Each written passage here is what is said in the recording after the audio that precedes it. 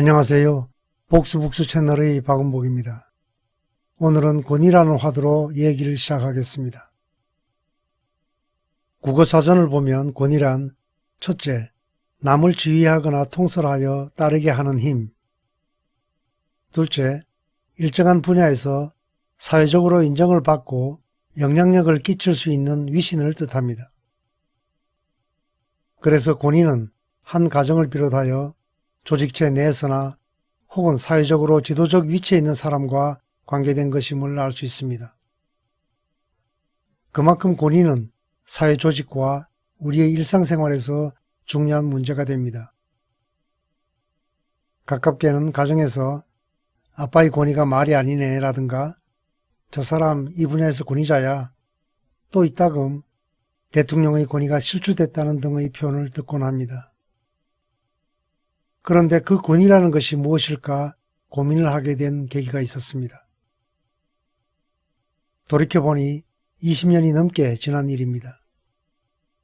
어느 날 당시에 소속되어 있던 한 학교에서 저희 전공인 브라질 모더니즘 문학에 대해 발표를 하게 되었습니다.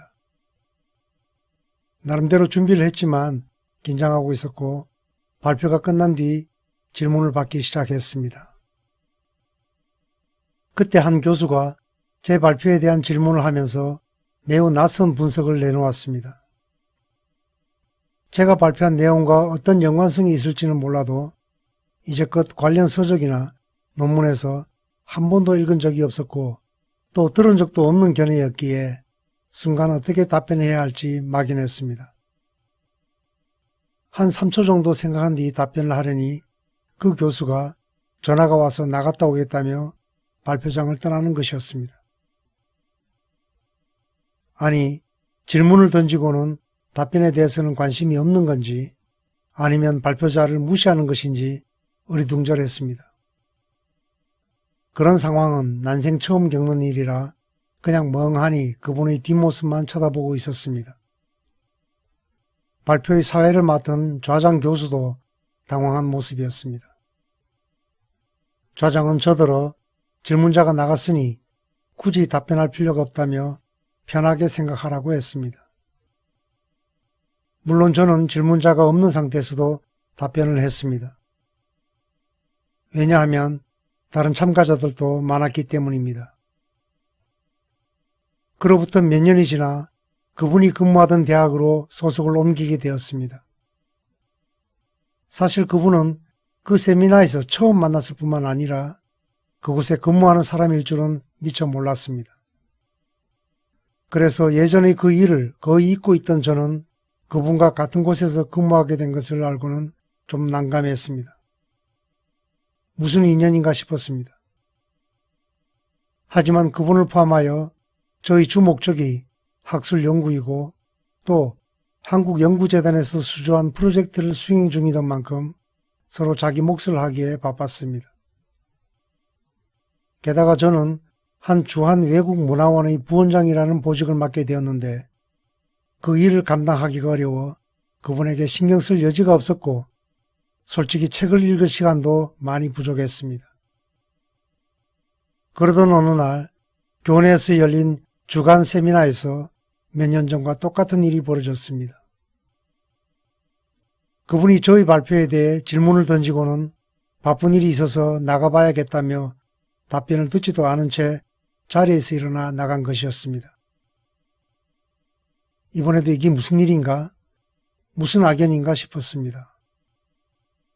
그 일이 있고 나서 저는 그분이 어떤 사람인지 궁금해져 공개된 범위 내에서 자료를 찾아보았습니다. 그 결과 저는 2번 놀랐습니다. 먼저 그분은 저희 전공인 브라질 문학과는 거리가 먼 사회과학 전공자였습니다. 그리고 자신의 세부 전공인 정치학 분야에서는 어느 관련 지역학회의 특별상을 수상할 만큼 국내에서는 그 분야, 즉 지역 정치 분야의 권위자로 알려져 있었던 것입니다. 그러니 더 혼란스러웠습니다. 저에 대한 그분의 행동을 어떻게 이해할 수 있을까? 저는 우선 그분이 브라질 문학에도 관심이 많아 그 분야로 자신의 연구 범위를 확대하고 본 욕구가 큰 것은 아닌가 생각했습니다. 그런데 왜 나에게 그렇게 행동하는 것일까? 무슨 심리이기에 그동안 브라질 문학과 관련해서는 논문 한 편 내지 않은 사람이 이해되지 않는 질문을 던진 뒤 답변도 듣지 않은 채 자리를 떠버리는 것일까? 자신이 관련 지역의 정치 문제뿐만 아니라 여타 그 지역 관련 문제에 있어서는 국내 최고의 권위자라는 것을 주변에 과시하며 문학 분야에서도 그렇다는 걸 인지시키고 싶었던 건 아닐까라는 생각이 들었습니다. 하지만 솔직히 지금까지도 그분의 그런 행동은 이해가 되지 않습니다. 어쨌든 분명한 사실은 그 이후 저는 권위라는 문제에 대해 좀 더 깊이 생각하게 되었다는 것입니다. 우리가 권위라고 하면 자신이 차지한 자리나 지위가 그냥 부여하는 것으로 생각하기 쉽습니다. 흔히 자리가 사람을 만들기도 하고 또 사람이 자리를 만든다고도 합니다. 자리가 사람을 만든다고 할 때 그것은 대부분의 경우 좋은 의미로 보았을 때 그가 그 자리에 앉음으로 해서 자신이 잠재적 능력을 발휘할 기회를 갖게 되었다는 것이며 그 기회를 통해 자신의 역량을 10분 발휘하는 경우를 뜻할 것입니다. 후자, 즉 사람이 자리를 만든다는 것은 원래 조직이나 해당 분야에서 존경받던 인물이 그 자리에 오름으로써 그 자리를 더욱 빛낸 경우라 생각합니다. 그래서 저는 이 후자에 더 공감합니다. 왜냐하면 전자의 경우, 즉 자리가 사람을 만든다고 하는 경우 자신이 역부족이라고 판단되거나 자리에 불안한 마음이 생기면 간혹 인위적으로 자신이 권위를 세우려 하고 또 그것을 주위에 강제하려는 일이 벌어질 수 있기 때문입니다.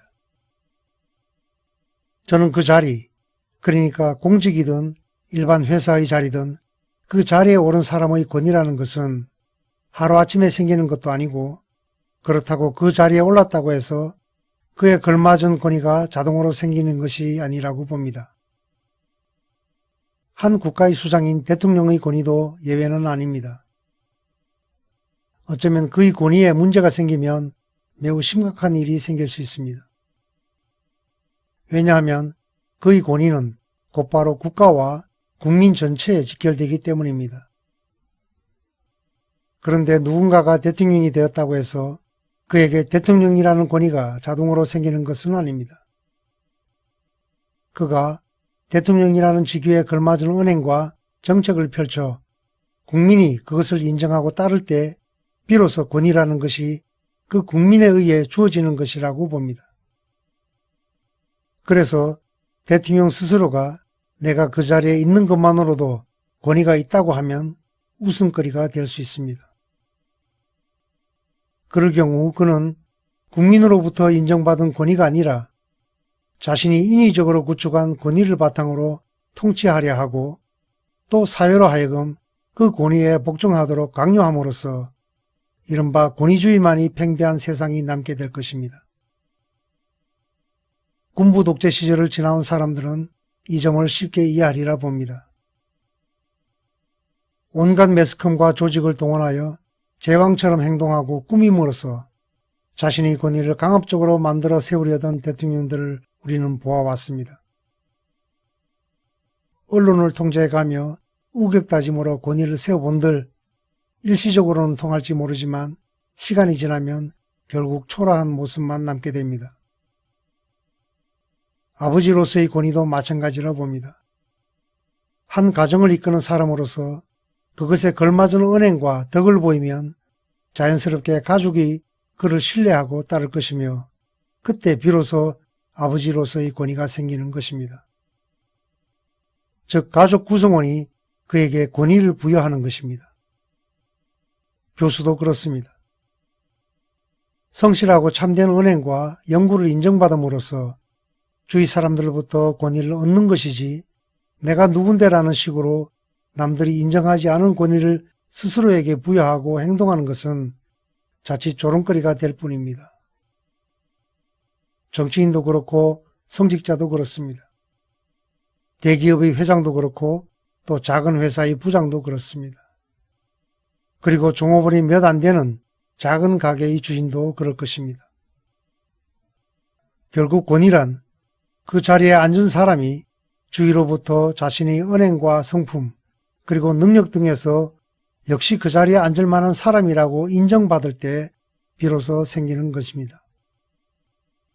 즉 진정한 의미의 권위는 관련 사람들에 의해 부여되는 것이지 내가 그 자리에 앉았다고 해서 저절로 생기거나 아니면 자신이 스스로에게 부여하는 그 무엇이 아니라는 것입니다. 또한 권위가 공고해지든 추락하든 그 모든 것은 오롯이 그 위치에 앉은 사람의 몫이라는 걸 잊지 말아야 할 것입니다. 오늘이라도 저 자신부터 다시 살펴봐야겠습니다. 감사합니다.